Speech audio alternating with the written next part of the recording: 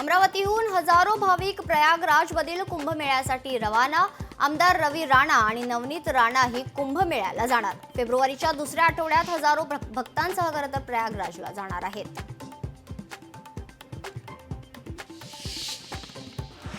कांदिवलीतील शाळेत बॉम्ब ठेवल्याची धमकी। केएस इंटरनॅशनल स्कूलमध्ये बॉम्बची धमकी देण्यात आली। शाळेतील सर्व विद्यार्थ्यांना सोडून देण्यात आलं।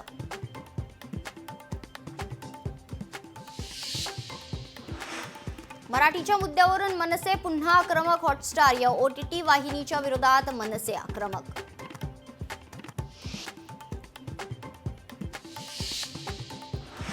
पंढरपुरात टोमॅटोच्या दरात घसरण। टोमॅटो उत्पादक शेतकरी आर्थिक अडचणीत। संतप्त शेतकऱ्यांनी टोमॅटो फेकून दिले।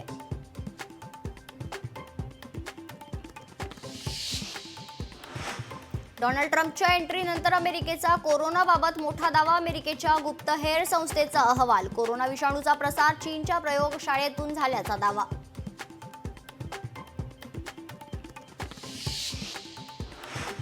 अमरावतीत अनोख्या उपोषणाची चर्चा। इलेक्ट्रिकचा खांब रस्त्याच्या बाजूला करण्यासाठी जीव घातला धोक्यात। चक्क इलेक्ट्रिक पोलवर बांधली खाट।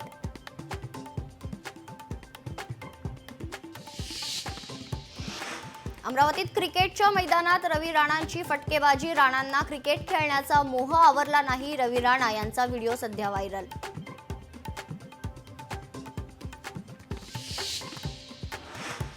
सांगलीच्या तांदूळवाडीजवळ बसचा अपघात। अपघातात बसमधील 35 जण जखमी। पुलाचा कठडा तोडून बस थेट ओढ्यात कोसळली।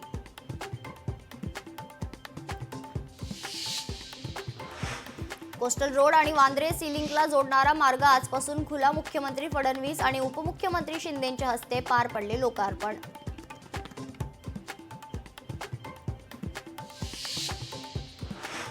शक्तीपीठ महामार्गाला बीडमधील शेतकऱ्यांचा विरोध। अंबाजोगाई तालुक्यातून जाणाऱ्या शक्तीपीठ महामार्गाला विरोध। नागपूर गोवा शक्तीपीठ महामार्गाला विरोध।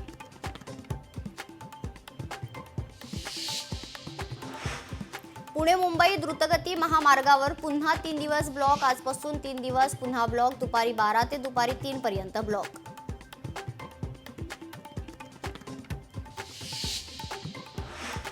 दूध उत्पादक शेतकऱ्यांच्या खात्यात 15 कोटी जमा। संभाजीनगर जिल्ह्यातील 12,000 शेतकऱ्यांना फायदा। जिल्हा दुग्ध व्यवसाय विकास अधिकाऱ्यांची माहिती।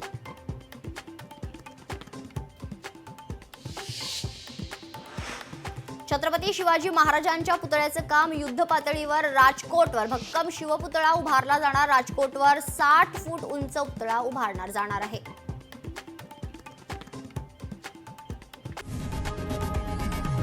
लोकशाही मराठी ऐका, पहा, जागरूक रहा।